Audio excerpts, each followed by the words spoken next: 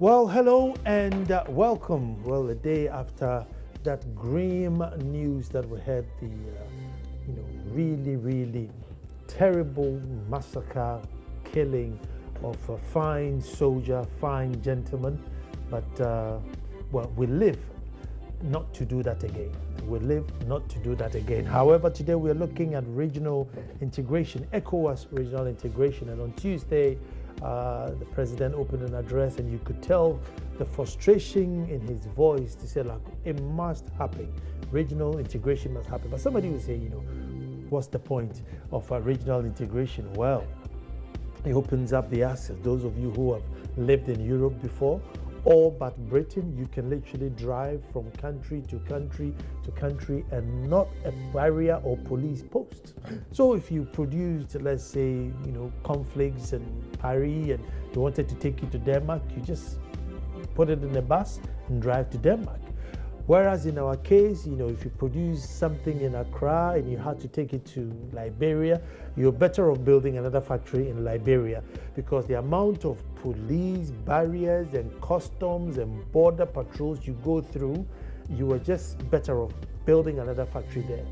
But this, if we are all in West Africa, then that's an open market for all of us that we can all tap into.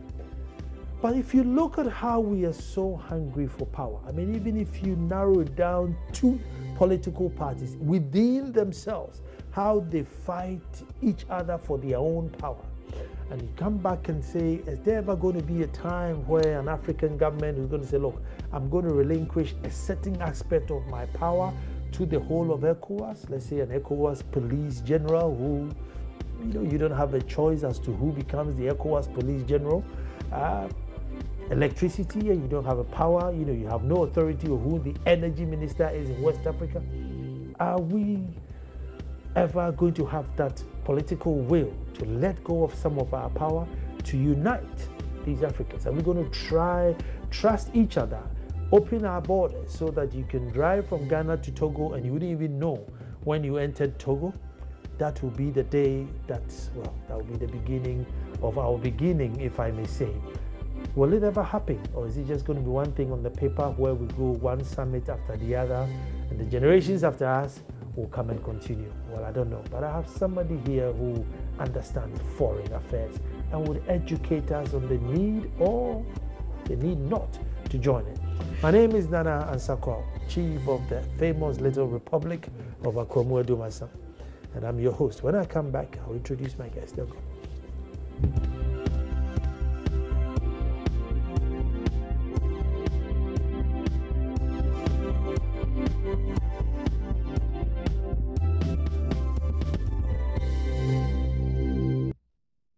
Thank you very much, but I've just been told my republic is unconstitutional. The only republic within the republic. You must come and visit. But with me, my senior brother, Dr. Vladimir Enchidan. So I'll have him here as Ghana Armed Forces, but no, today he's here as a foreign and security expert. He has so many hats, sometimes you just don't know when to place him where, but today he's not here as Ghana Armed Forces, he's here as a foreign expert and security consultant. But since, you sometimes wear the hat on a security consultant, one want us to delve into it without getting a comment on Captain Mahama. Well, it's a very sad event, something very sad. Actually, the whole of Ghana should be saddened by the event, not because it is a Captain Mahama, but it's one too many. And it's at the apex, or has now blown the lead on our level of insensitivity, our level of indiscipline. The social fabric is completely dead. It's a kind of social psyche which needs to be nipped in the bud. For us in security and research into areas of conflict and things like that, you look at these things and they tell a message. It's a big message to Ghana, and I'm repeating it. I've had occasions on several fora to warn that the presence of vigilante groups, that the presence of indiscipline in all aspects of our life, from the presidency to the ordinary man in the street, is a message to tell us that when something untoward happens in Ghana, there will be too much fire. Sierra Leone had it, and it started off this way. With Galamsey also as part of it, and the indiscipline, you could hire people to just guard your plots for you in Sierra Leone before the coup and after the coup, and on and on and on. We saw what happened in Sierra Leone. It has taken them back half a century. So we've been warning that a situation where there is a systemic failure, where institutions of state are not respected, or they themselves don't know how to even handle their remit as given them by the Constitution, it's very serious. A place where institutionalism is high is where democracy thrives. We pride ourselves in the fact that we have been changing government from one party to another and say Ghana has a democracy. I've had occasion to be on a platform to swear that we don't have democracy yet. The proper democracy is where you have institutionalism, that institutions of state are respected, that when something happens, we know which institution to appeal to, and the institutions don't respect anybody. It could be the president. The institution must work. That if it means going to invite the president for something the Constitution allows it, it is done. Unfortunately, in our part of the world, crime has even gotten political colors. We have had instances where people commit crime and they run to the minister and or hide under the minister's bed. And that is the end of it. The press tells us something, and that is, we don't hear anything again. We are in a situation where in Ghana, we only get to know about the bad side of the governance system when one party changes another party. What is it about Captain's tragedy that makes us feel like this is it? There must be a turnaround. What is it about? Because, I mean, we've had lynching cases here and there, but what is it about this one that's like, no? It's because we are at a point where we have given them a certain mandate to stop a certain bad thing, Galamsey, which has its own indiscipline around it. And then the stories are many, but then any part of it can be told and retold. Was it a lynching because they know he is part of the contingent to stop them? Was it just because of the normal kind of psyche that we've seen an armed robber and we haven't unwound those stories yet? But something about it is that we have reached the apex. It is a military officer on duty, and we do this to him in peacetime. In peacetime, it's one too many. And this is the time for a new social engineering, an engineering that will really mark the end of this era and a new era. And I believe our president is a serious person. Let us now begin to let the institutions work. Let us stop the political interference in how we put people in the institutions, how we tell them how to work, how we tell them how to manage themselves. Let the institutions of the state work. If the president's brother, please bring him to book. Let everybody, the bar, the Ghana Bar Association, the bench, all of us, the socioeconomic partners in our development, all should say no to this canker, because there will come a time when, even in this studio, you get people to come in. Just burn the studio just because you are saying something about them. We have had it. When pastors are even alleged to go to studios, you can see that, look, the society is sick. Really, really sick. We need to cure it. If we don't, one day you see these vigilante groups and all kinds of things happening because the institutions will be overwhelmed and they will meet brutality with brutality. Then there is chaos. Then there is ungovernability. And then you see the international community coming in because you've lost control. Very terrible for a country to lynch a soldier in peacetime.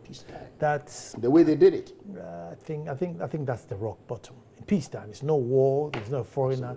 A sole soldier in a community protecting you, protecting your water bodies and your environment, and you end up treating him like that. That, I think, is the rock bottom. And we should all get together to make sure it doesn't happen again. Because one day I'll be in the studio, and you know me, Kanu, and they will barge in here. And if a soldier has been treated like that, well, what would a chief, what would I do? So, well, I will call for the soundbite of the president on the issue of national integration. That's why I invited my senior brother, but he definitely had to chip in this, which was very worth it. So let's listen to the president and change the conversation. Stay tuned. Mr. Schuman knew that the European continent that has taken the world to war twice in a generation needed to turn its back on war and embrace peace and development. Aided by the highly innovative Marshall Plan that was launched by America, Europe was gradually rebuilding itself. But the fear remained that unless something extra was put in place, Europe would drift into war again. Today, the European Union has a market of 508 million people, or 7.3% of the world's population. The world's third largest population after India, China, and India. One currency and the free movement of goods, services, and people across 27 countries, albeit with Great Britain having voted to exit the Union and beginning the processes for Brexit. The EU in 2016 generated a nominal gross domestic product of 16.5 trillion United States dollars, constituting approximately 23% of global nominal GDP, which is the second largest economy by GDP in the world. The single currency, the euro, has increased efficiency, lowered the cost of doing business, and improved transparency in pricing. The overall effect has been to make Europe a much stronger economic and political player on the world stage. Here in West Africa, since 1975, we've had the Economic Community of West African States, ECOWAS to us Anglophones, the CEDEAO to the Francophones. The principal reason for its creation was interregional commerce and cooperation. There was a clear recognition that the countries of West Africa would be a more effective economic bloc and have a stronger political voice if they came together. Subsequently, provision was also made for solving interstate conflicts, and as well as grave intrastate ones as well. Today, however, while the EU is central to the lives of Europeans, ECOWAS is somewhat peripheral to the lives of most West Africans. And it is not for the lack of plans or even rules and regulation. It is simply that the political will to make integration real has been less evident than in Europe. We are committed to introducing a common currency, the ECO. But so far, there's still no sign that this will become reality. We have committed ourselves to a common agricultural policy, but very few outside the offices of ECOWAS have heard about this. Never mind seeing any sign that we are working towards achieving this. To solve our energy problems, we have committed to the West African gas pipeline and developed a master plan of 14 priority transmission projects under the West African Power Pool. But whilst the gas pipeline has started, the power pool is yet to take off fully. And yet, we all know that unless we resolve the energy problems that we face, we cannot meaningfully embark upon the industrialization process that is critical to our ability to transform our economies. That's a big conversation. We probably need another hour just to start it. But my first question to you, Doctor, is, let me say, Doctor is an authority on ECOWAS matters, been teaching ECOWAS matters for the past, 15 years? So the Doctor is an authority on it. Doc, the politics in West Africa gives imperial powers to the leaders. And once you get that power, it's very difficult to now come into power and say, okay, I need to sign off this part of my power, sign off this part of my power, and sign off this part of my power. No, you can only do that if you're in opposition. But once you get into power, I can see all these heads of states coming to say, yeah, we're going to relinquish security. Let a central person take care of it. We're going to release borders. Let a central person take care of borders. It's too much. Unless we change the internal politics, where that power, you did not have it in the first place, then it's easy to say, okay, well, join it, because in any way, I can choose, let's say, the IGP. Buhari can choose IGP. Right. And therefore, if ECOWAS said, well, we're choosing a central IGP, well, who cares? Because I don't have the power anyway. Well, Nana, the question of integration has nothing to do with power per se. It has more to do with the will. As for those powers, they will still be there. Britain, Belgium, whoever, they have their own powers ruling their own countries. But then there is one central fulcrum, something that pulled everybody together, and that is trade. Integration is trade induced. And if you heard the president saying that, look, when you put all these things together, the benefit goes to everybody, including the heads of state and that kind of thing. So it is the will to put all that is needed at stake. For example, the convergence criteria. We heard about the ECO how many years ago? But many more countries have not been able to meet the convergence criteria. The only way to get to the common currency, all right? If you have deficits in an asymmetric way, idiosyncratic way. It's only Ghana and Nigeria that's made it? No, Ghana made it to some time, and then we slipped back again. And it was only Gambia rather that had it for a sustained period of about 3 years. Nigeria, yes, they went up 3, they came back, Ghana the same. It's because of too much borrowing from the central bank, too much of deficits, too much of debts. But if you have asymmetric kind of relationship that way in your macroeconomic fundamentals, it becomes very difficult to have a common currency. So yes, the power, but like he is saying, integration is also leadership. If you get 1, 2, 3 countries, Europe is Europe because of France and Germany, period. They put their economies together and say, hey, look, we're going. Are you ready? And 11 countries were ready. So they got the few currencies in 1992 after the Maastricht Treaty. But ECOWAS, it's not happening. Since 75. Since 75. More because we trade less. You see, integration is neutral to your power. If we were trading among ourselves very seriously, if you have infrastructure going on, and we are trading among ourselves seriously, then you see the call for integration is automatic. But with West Africa, we trade among ourselves between 10 and 14%. So we trade more vertically with the metropolitan countries who colonized us than we trade among ourselves. Someone will say, but Ghana has cocoa, Nigeria has cocoa. And it doesn't matter. If we're trading amongst ourselves, you see Ghana's cocoa maybe is better. So the biggest factory for cocoa making is in Ghana. And then you source everything from Sierra Leone, from Nigeria, and from elsewhere. And infrastructural development becomes the order of the day so that you can drive from Senegal, like you were saying, through to Ghana and that kind of thing. Low barriers, whatever it is. Lowering of barriers to trade is the key towards integration, number one. Political will to put integration matters not at the back burner, like you were saying.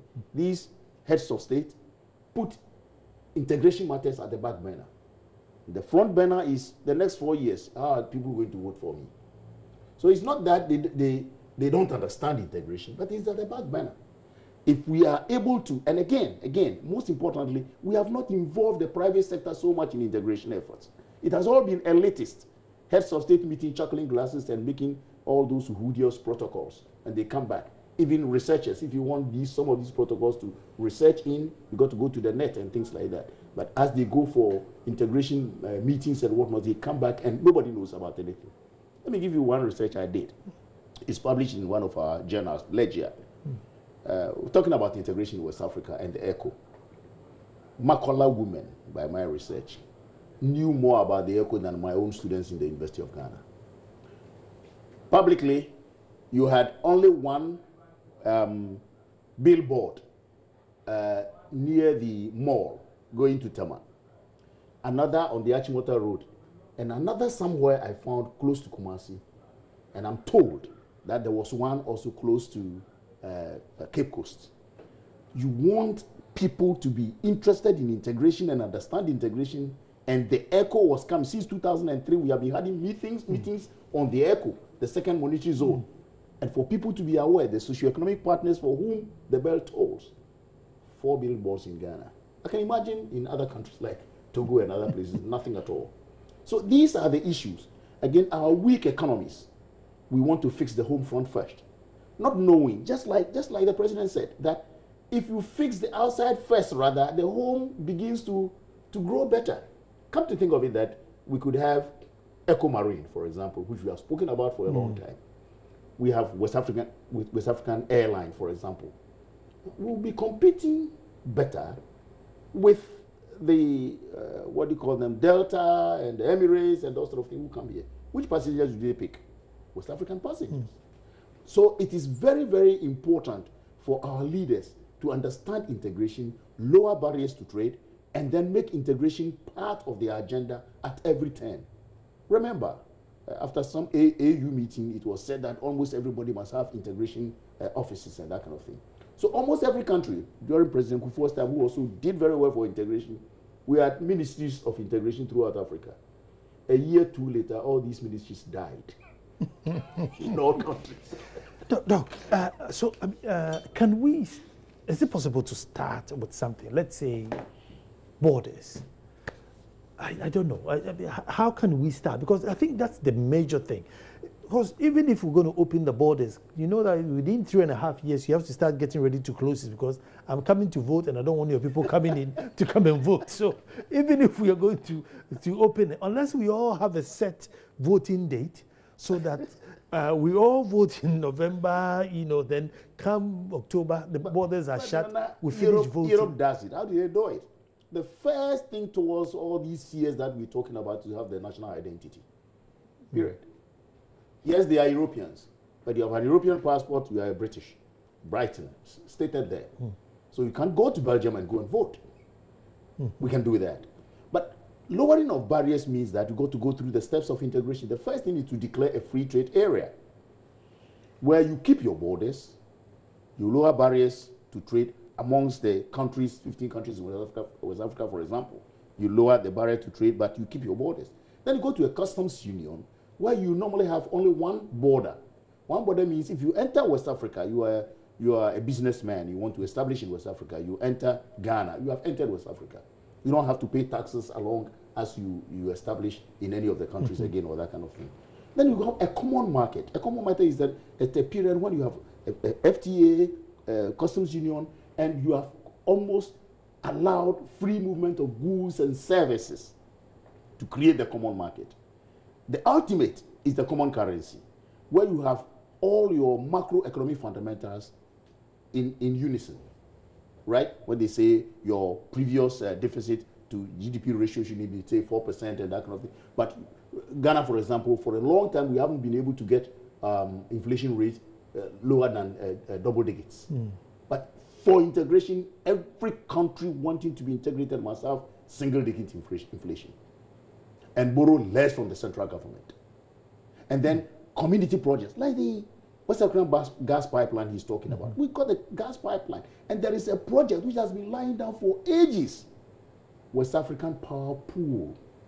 So that power from all the countries are pooled together, and if there is a community project like cement factory in Nigeria, which is supplying the whole of West Africa with it, railways crisscrossing, and they need more power goes to Nigeria. More power, depending. But we haven't done that. We talked about Eco Marine. We haven't done that.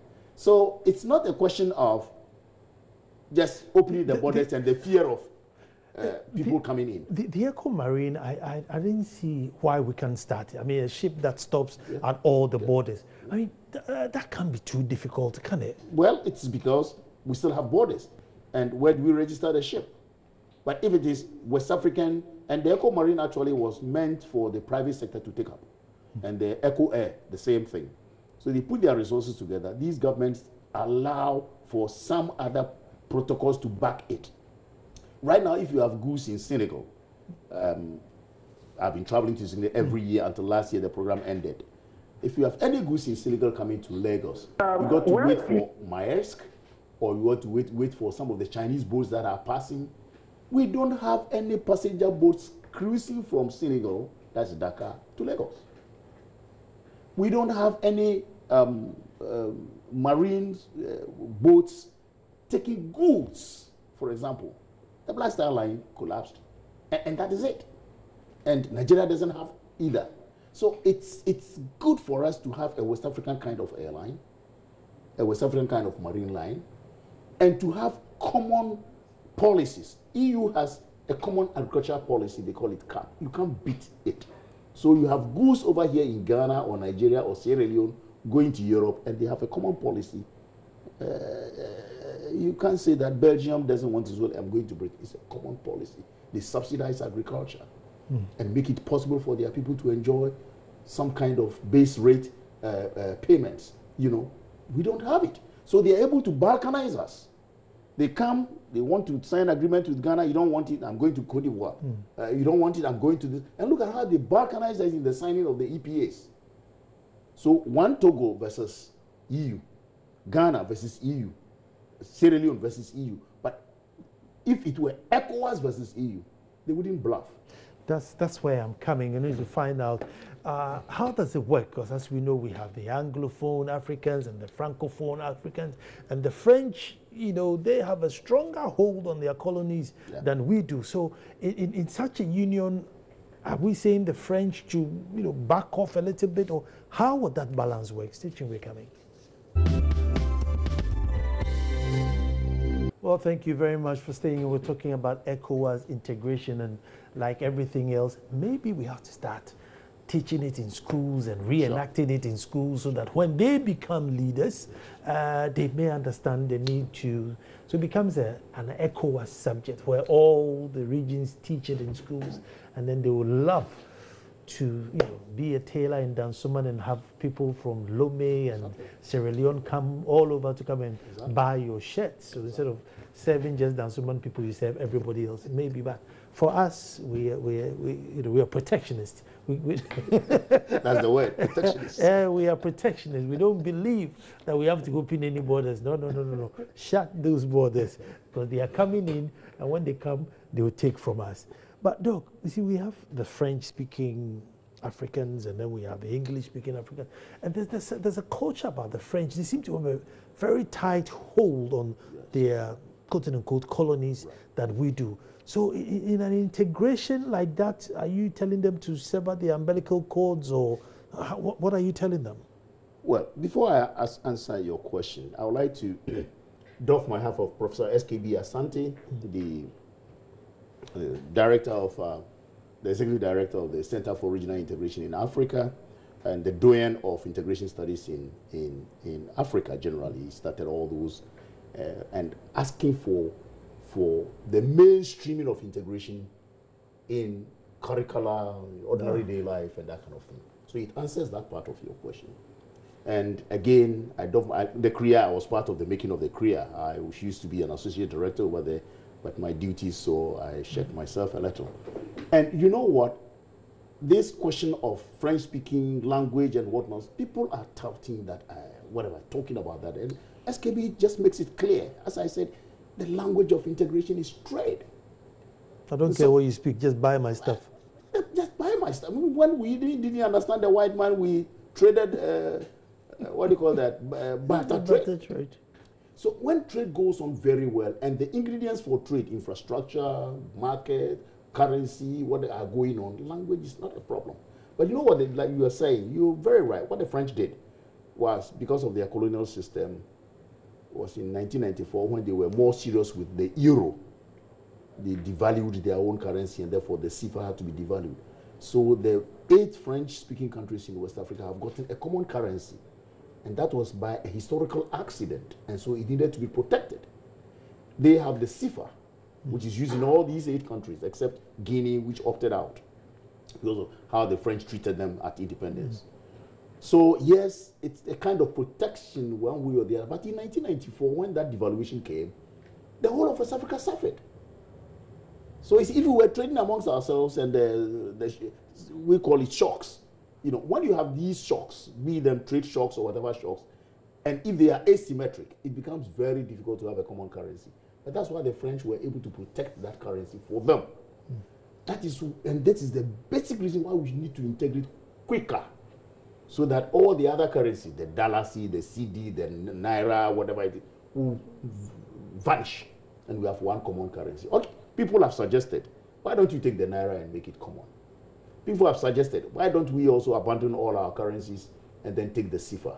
To be honest, there was a point in time when they wanted to do that, and so Professor S.K.B. Asante and Ambassador Kwaku also, the government put them together to study the possibility of dropping away all the currencies for us to adopt the CFA. They went around the West African countries and came out with their report. In their report, they felt there was the need rather to have a second monetary zone for people to understand, and then you join the two currencies. And that's why we had the ECHO, all thanks to S.K.B. Asante and his team. You know, who were then students somehow. So right now, I wouldn't say the existence of the CFA zone creates a barrier. It is a barrier though, but it's not creating. It's just because we haven't known how to deal with it. The point is, yes, the French, but let me tell you, a lot of the French-speaking countries, especially Senegal, is more interested in integration and throwing away either the CFA or having whatever we call it than most of the English-speaking countries. Especially Nigeria doesn't see how the naira will go away. Just like Britain doesn't see how there will be a currency without the Queen's head. You know, kind of. So it's a problem. But we in integration, we don't call it problems. They are hurdles to be crossed. Once it's a hurdle, you must find a way to cross it.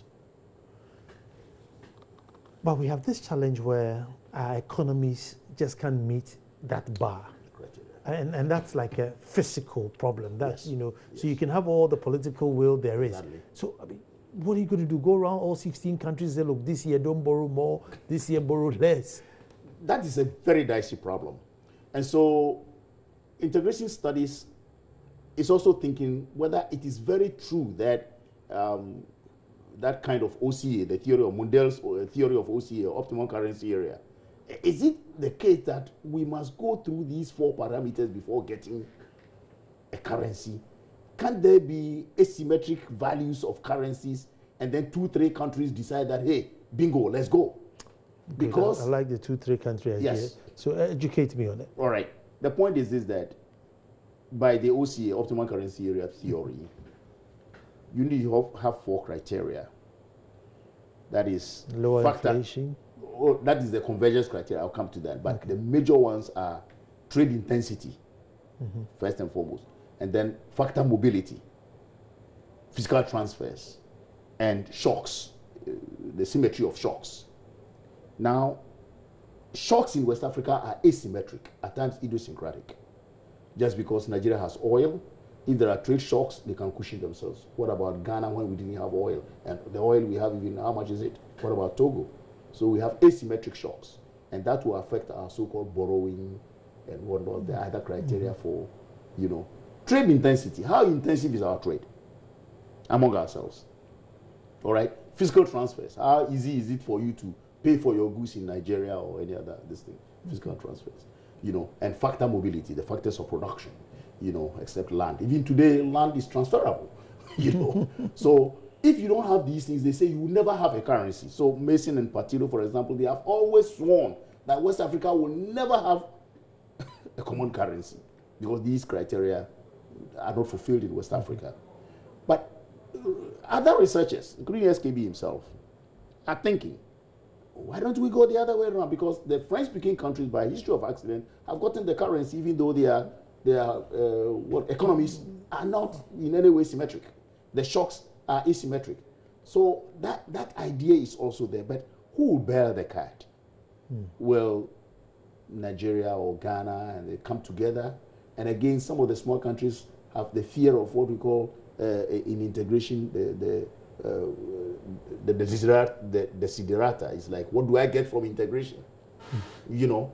But that is offset by what we call the mechanism for compensation, compensatory mechanism. So if you lose something in integration, you are compensated for by the community levy and things like that. Britain has always been asking Europe, look, because you did this and did that, we are losing this, so pay us and that kind of thing. We haven't worked out all these things, and I think we have neglected the scholars of integration, one. We have neglected the private sector who have so much vested interest in integration. If we put these two groups of people together, they will force integration to come. But it is elitist, as I initially mentioned. Our heads of state meet Abuja or elsewhere, they chuckle the glass and very beautiful protocols, and they remain on the shelf. So can I say Ghana, Togo, Benin, Nigeria say, look, let's go for it. Let's go for it. Yes. But you see, what then happens is that Togo is going to think, look, hold on, if there's any external shocks, I can always fall back on the French. Will these guys back me if there's any external shocks? Will they bail me out? No, once there is the desire to integrate, then the countries that pull together. In Europe, as I told you, in 1992, soon after the Maastricht Treaty, France and Germany said, bingo, we're going. Who is ready? 11 countries say we are ready, even though most of them were not. Portugal, Spain, and Italy, they were absolutely not ready. But they put their house together, suffered some consequences, but then Europe became Europe because of these 11. Then 15, now 27, kind of. Okay, the Eurozone actually is 15 right now. And others are just rushing to come in. Even though some are going out, but that is a political issue. It has nothing to do with integration. Brexit, we don't have time. We would have explained why Brexit. It's a political issue because if you are integrating, you don't mix politics with integration matters. That Europe wanted to move far to the east on security matters, because of Russia, has created a condition where several countries have joined Europe where they shouldn't have joined because they couldn't meet the criteria. So that is a different thing altogether. But for us in West Africa, I strongly suspect that if you have pushers, like we have France and Germany pushing integration, so Ghana, Nigeria, for example, and if you get one of the French countries, Senegal is the obvious choice. When Abdoulaye Wade was there, he created a real integration platform. And that's why I was teaching in a United Nations school, and there was a program for integration. Since 2003, I've been teaching there until last year the program ended. Wow. And when you go, you could see that these people are serious about integration. And they bring scholars from all over the place. Professor KB Asante started it and then handed over to me in 2003. And I tell you, when you go, you could see that the Senegalese understand integration because it has been mainstreamed everywhere. Taxi drivers are even understanding integration. And they believe that, look, they are CFA countries. They tell you, unfortunately, within Nigeria and Ghana, Gambia and Sierra Leone and others, you don't see that. So in that case, do you have a common central bank, or are you linked? That is what happens. You have a common central bank. Let me tell you one thing that happened to me in 2003. I taught at the school. They gave me a lot of DSA, what do you call that, per diem, right? So my hotel, but my students are all over the place. So one of them put me in his house, drops me every day. So I had millions. In their distance, millions. So I carried them to Ghana, went to Cotonou, went to Togo, bought something. That was the time in Koryogo, in Abidjan, in Cote d'Ivoire, the rebels attacked the bank, and the new 5,000 CFA, plenty of them I had, because they attacked the bank. The BCRO, the bank for these 8 West African countries, declared that particular currency was no longer legal tender. And I was in Ghana, I didn't know. 2004, when I went back, I had plenty of the money again, the CFA. I reached every shop and said, no. So I went back to the school, went to the director, said, the monies you gave me, they said they wouldn't take it here. They took it in Togo and Benin. Why? He said, because of the Koryogo incident, it has been cancelled. Come to think of it, 8 countries had the money. And there is one bank who says it's invalid. Let me show you again. Kereku, at a point in time, couldn't pay his workers for 8 to 10 months. Nigeria bailed them out. You can't go to the BCRO and say, give me more money. You can't print money. You cannot print money on your own. Let me give you a final example. Britain, Tony Blair, once upon a time wanted to deal with the Chinese on specific terms, wanting to sign some this thing, and a British citizen, a woman, Crawford also, I've forgotten the name, who was the commissioner for trade, of Europe. He's the commissioner. So he has more powers than Tony Blair, even though he's a British woman.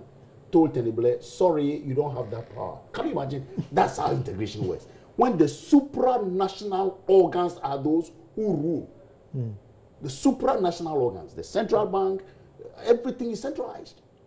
They rule. You can be your head of state in your country, but what the center says, and that is why Europe is now burning, because they are now thinking that why should Brussels always tell us what to do? That is the beauty of integration, that you don't have your own powers to do what you want in Ghana, Nigeria, and that it is the supranational organs which will be dictating the pace of development within the community.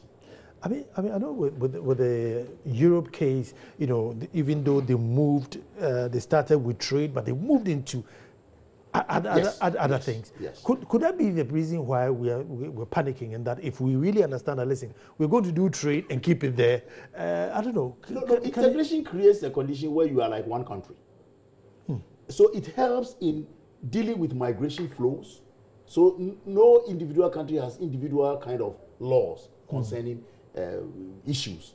You have common agricultural policy, common mining policy, everything common. So one country doesn't go astray and give something out of the community.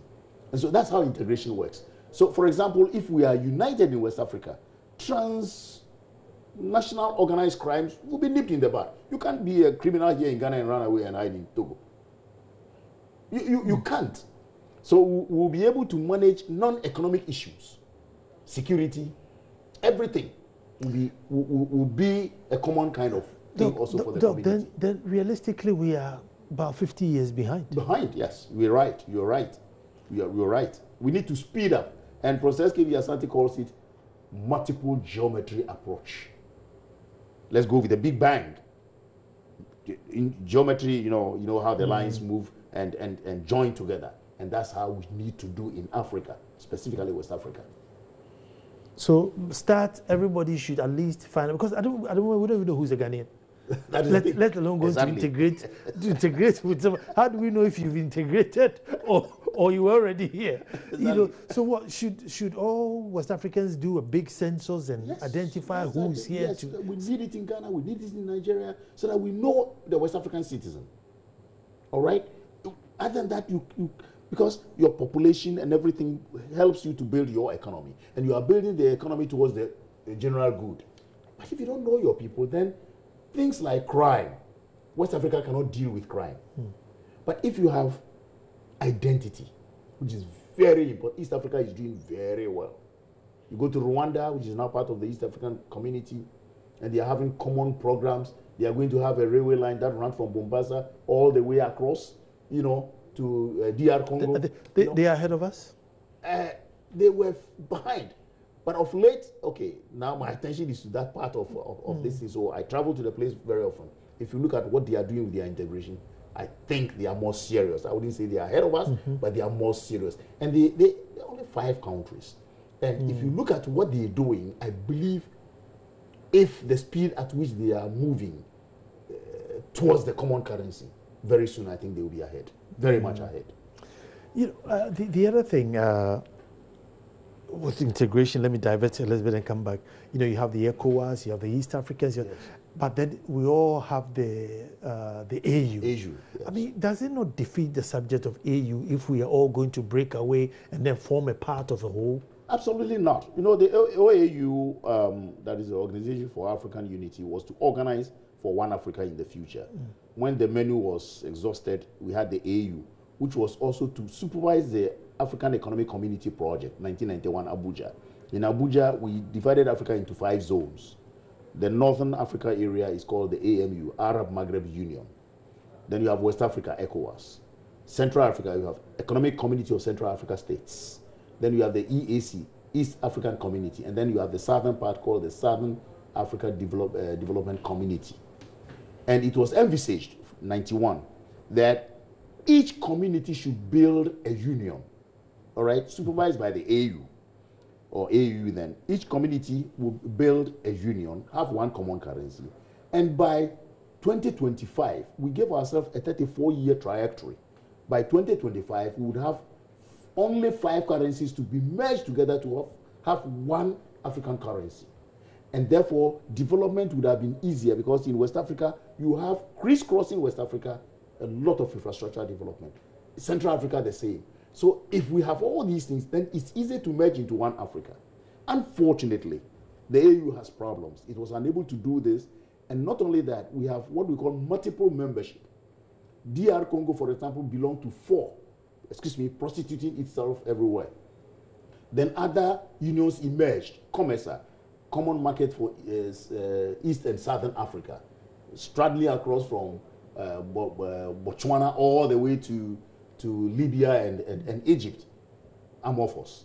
Then you had West Africa, Gaddafi also brought about SENSAD, you know. And in 2006, instead of rationalizing and going back to Abuja project, the AU, for fear of Gaddafi, that's what I feel, accepted SENSAD, COMESA, and IGAD as 3 more to make 8, jeopardizing the whole process.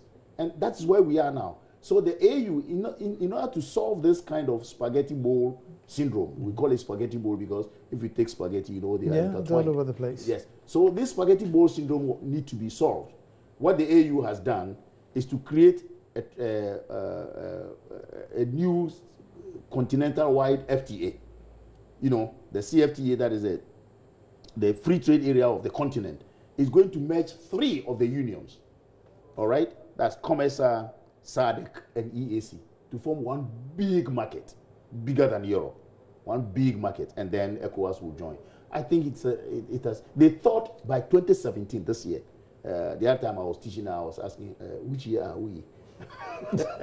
If they say 2017, I think we are there already, but we are nowhere. In 2012, they were boasting that by 2017 we'll have the continental free trade area, and then we'll move on. But, so it's a problem. The AU itself has not been able to rationalize the RECs, that's the regional economic communities, to make it more viable RECs. That's what we're always talking about. Viable RECs to merge together to form one African Union.